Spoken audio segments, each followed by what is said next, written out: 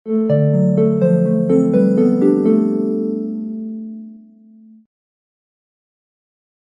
And welcome to the worldwide post. दोस्तों, Iran और Russia को लेकर बड़ी खबर निकल कर आ रही है। आज के इस वीडियो में हम बात करने जा रहे हैं एक ऐसे मुद्दे की जो पूरी दुनिया को टेंशन में डाल सकती है। जी हाँ, मैं बात कर रहा हूँ एक ऐसे सीक्रेट डील की जो शायद रशिया और ईरान के बीच हो चुकी है, और ये सब अमेरिका के नाक के नीचे हो चुका है। ऑब्वियसली आपको तो पता है ना, आजकल जमाना कैसा तेजी के साथ आगे बढ़ रहा है। हर तरफ जियोपॉलिटिकल डेवलपमेंट्स चल रही है और हमें तो बस इन सब की वजह से हेडलाइंस ही देखने को मिल रहा है। तो चलिए शुरू से समझते हैं एग्जैक्टली क्या चल रहा है यहाँ पर।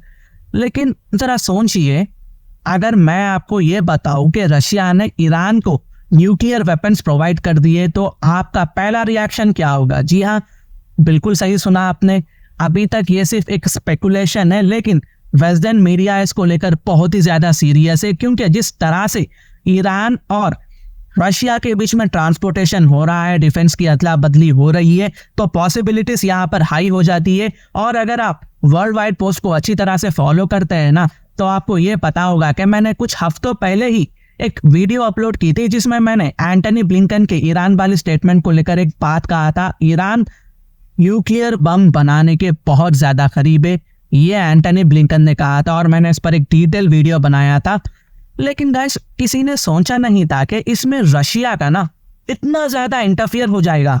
लेकिन एनीवे, सबसे पहले बात करते हैं यूनाइटेड किंगडम और यूएस की, जिनकी इंटेलिजेंस एजेंसी शायद ये समझ नहीं पाई कि रशिया और ईरान के बीच कुछ बड़ी ही खुफिया बातें हो रही थी, और जब तक इन्हें पता चला, खिचड़ी जब तक पक चुकी थी। अब देखो, दो सिनेरियोस ये वेस्टर्न मीडिया वाले डिस्कस कर रहे हैं, ठीक है ना। स्पेकुलेशन है कि दो चीजें रशिया ईरान के बीच हो सकती है। पहला, रशिया ईरान को न्यूक्लियर वेपन्स प्रोवाइड करने के बाद ईरान सही मौका देकर चुपचाप एक न्यूक्लियर टेस्ट कर देगा, अंडरग्राउंड करेगा ये टेस्ट। फिर जैसा इस न्यूक्लियर बम की एक वीडियो बन जाएगी, ईरान इसे सोशल मीडिया पर रिलीज करेगा और सबको बताएगा कि भाई देखो, हमने अब न्यूक्लियर बम को टेस्ट कर दिया है, अब हम एक न्यूक्लियर देश बन चुके हैं। यह ईरान सबके सामने कह देगा। दूसरी स्पेकुलेशन यह है कि रशियन साइंटिस्ट ईरान के साथ मिलकर काम कर रहे हैं अभी के लिए, और ईरान को वो टेक्नोलॉजी प्रोवाइड कर दी गई है जिससे वो अपने खुद के न्यूक्लियर वेपन्स बना सके। यानी कि रशियन साइंटिस्ट का ईरान में इन्वॉल्वमेंट हो चुका है। रशियन साइंटिस्ट ईरान के साइंटिस्ट को सिखा चुके हैं कि न्यूक्लियर बम कैसे बनाना है। यूरेनियम एनरिचमेंट की बात हो रही है यहाँ पर, और ये सब बिना किसी शोर शराबे के ये दोनों कंट्रीज आपस में मिलकर कर रहे हैं। अब सवाल ये उठता है कि कब ईरान अपना पहला न्यूक्लियर टेस्ट करेगा और पूरी दुनिया को ये बड़ी खबर देगा?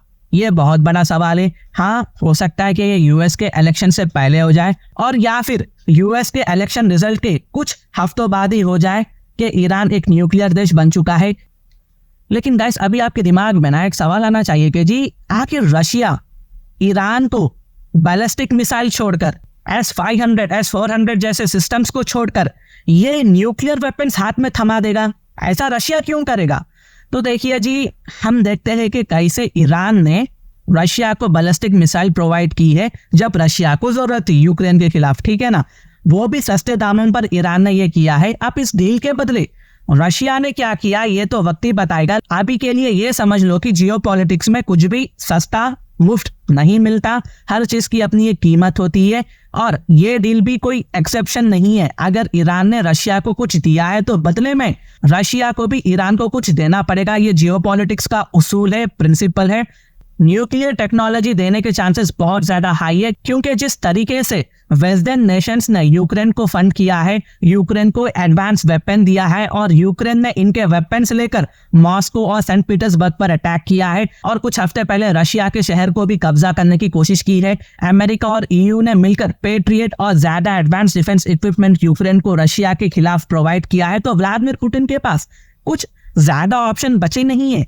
तो व्लादिमीर पुतिन भी ईरान को हेल्प कर रहे हैं कि ईरान को स्ट्रांग बनाकर, ऑब्वियसली ईरान तो रशिया का एलाई है, तो पुतिन यहाँ पर ये कर रहे हैं कि ईरान को स्ट्रांग बनाकर वेस्ट को कमजोर किया जाए। ईरान का न्यूक्लियर बन जाना सिर्फ एक रीजनल कंसर्न नहीं होगा, बल्कि ग्लोबल टेंशन्स को भी आसमान पर पहुंचा देगा। इजराइल का सबसे पहला रिएक्शन क्या होगा, ये सोचने वाली बात है, क्योंकि इजराइल के डिफेंस स्ट्रैटेजीज को सबसे पहले इम्पैक्ट यही ईरान के न्यूक्लियर वेपन्स करेंगे, क्योंकि जैसा आज के टाइम इजराइल मनमानी कर रहा है, कंट्रीज पर बॉम्बिंग कर कर वापस आ रहा है, कल को इजराइल ये नहीं कर पाएगा। इजराइल 1000 बार सोचेगा ये करने से पहले। सबको पता है कि इजराइल कभी भी इस बात को बर्दाश्त नहीं करेगा कि उसके पड़ोस में कोई और न्यूक्लियर पावर बन जाए। इजराइल ने माजी में 1981 की बात कर रहा हूं मैं, इराक न्यूक्लियर रिएक्टर पर एयर स्ट्राइक किया था और इराक को न्यूक्लियर वेपन से पीछे कर दिया था। फिर 2007 में सीरिया के न्यूक्लियर रिएक्टर को भी डिस्ट्रॉय किया था। हाँ, ये सच है, इजराइल ने सीरिया के न्यूक्लियर रिएक्टर पर भी अटैक किया था। लेकिन अगर इस बार ईरान ये कर लेता है ना, तो ये मिडिल ईस्ट की एक बहुत बड़ी जीत साबित होगी। हालांकि मैं बोल दूं कि इजराइल के पास भी न्यूक्लियर वेपन्स है, लेकिन वो कभी एक्सेप्ट नहीं करता है कि उसके पास है या नहीं, बस साइलेंट रहता है। और मुझे ये भी बात अलग से कहनी पड़ेगी कि चाइना ने रिसेंट ईयर्स में ना सऊदी अरबिया और ईरान के बीच टेंशन्स को कम करने की कोशिश की है। न्यूक्लियर वेपन्स की बात हो रही है, वो भी ईरान की, तो यहाँ पर सऊदी अरबिया की बात ना करना ये जमेगा नहीं। सऊदी अरबिया का एंगल भी आता है यहाँ पर। मार्च 2023 में दोनों कंट्रीज ने एक हिस्टोरिकल डील साइन की थी, जिससे डिप्लोमेटिक रिलेशंस को दोबारा एस्टैब्लिश किया गया ईरान और सऊदी अरबिया के बीच में। इस पैचअप ने मिडिल ईस्ट की जियोपॉलिटिक्स में एक सिग्निफिकेंट शिफ्ट दिखाया था गाइस। लेकिन ईरान के न्यूक्लियर प्रोग्राम के कंटेस्ट में ना सऊदी अरबिया के कंसर्न्स अभी भी जारी है, अभी भी एक्टिव है। अगर ईरान को न्यूक्लियर वेपन्स मिल जाते हैं तो ये रीजनल पावर डायनामिक्स को मेजरली शिफ्ट कर सकता है। सऊदी अरबिया जो ईरान का ट्रेडिशनल राइवल रहा है, वो ऐसे सिनेरियो में खुद को ना एक कमजोर सा वीक फील करेगा, वीक कंट्री फील करेगा। हालांकि चाइना के डिप्लोमेटिक एफर्ट्स ने जरूर एक नई उम्मीद जगाई है कि दोनों कंट्रीज आपस के डिफरेंस को पीसफुली रिजॉल्व कर सकती है। लेकिन अगर ईरान न्यूक्लियर पावर बन जाता है तो सऊदी अरबिया को अपने डिफेंस को स्ट्रेंथन करने की जरूरत महसूस हो सकती है, चाहे वो अपने एलायंस जैसे यूएसए से एडवांस मिलिट्री टेक्नोलॉजी एक्वायर करके हो या अपना खुद का न्यूक्लियर प्रोग्राम शुरू करके हो। सऊदी अरबिया ये जरूर करेगा। अगर ईरान के पास न्यूक्लियर है तो सऊदी अरबिया के पास भी न्यूक्लियर होना चाहिए, ये मोहम्मद बिन सलमान का कहना है। और हाइपोथेटिकली स्पीकिंग के ईरान का न्यूक्लियर देश बनना अभी के लिए ये इजराइल फिलिस्तीन वॉर के लिए सीज फायर साबित हो सकता है। यहाँ पर यूएसए बहुत ज्यादा डरा हुआ होगा। यूएसए कह देगा इजराइल तुम अब खामोश हो जाओ, रशिया अपने जड़ें और भी ज्यादा बढ़ा रहा है, अभी वॉर को और ज्यादा मत बढ़ा देना तुम, मामला न्यूक्लियर वेपन तक पहुंच चुका है, जो भी बात करना है इजराइल तुम डिप्लोमेटिक तरीके से बात कर कर खत्म करो, अभी और हमें टेंशन्स नहीं चाहिए, हमारे यहाँ भी इलेक्शंस होने वाले हैं। ये हो सकता है गाइस, यूएसए नहीं चाहेगा कि इनके इलेक्शंस में यहाँ गड़बड़ी हो जाए और एक सेटबैक मिल जाए इन्हें। और फिर बात आती है यूएसए और यूके की, जो अभी से इस डेवलपमेंट को लेकर परेशान है।